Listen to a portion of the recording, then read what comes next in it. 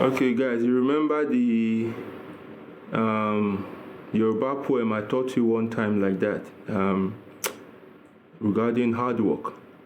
Yeah. Iṣẹ́ lògùn ìṣẹ́.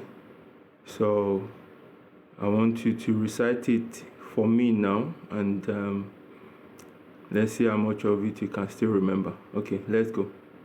Iṣẹ́ lògùn ìṣẹ́, múra síṣẹ́ ọ̀rẹ́ mi. Iṣẹ́ la fi ń tẹ̀rí gíga, bí a kò bá ìfẹ̀yìntì.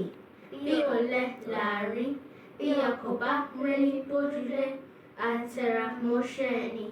Ìyáálé ló rówó, kí bàbá ẹṣin lẹ́kọ̀ọ́. Bí kò bá bójúlé wọn, òtítọ́ ni mo sọ fún wọn.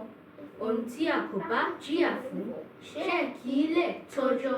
Ohun tí a bá fara ṣiṣẹ́ fún ní bẹ lọ́rẹ̀ ni. Àpálára ìgúnpá nìyẹ́kọ̀, báyọ̀ bá fẹ́ lónìí.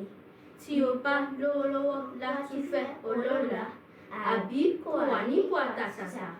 Ayé òsì tẹ̀rítẹ̀rí, jẹ́ kí o jẹun tí rágó, kí irú bá ayé ní sí ọ.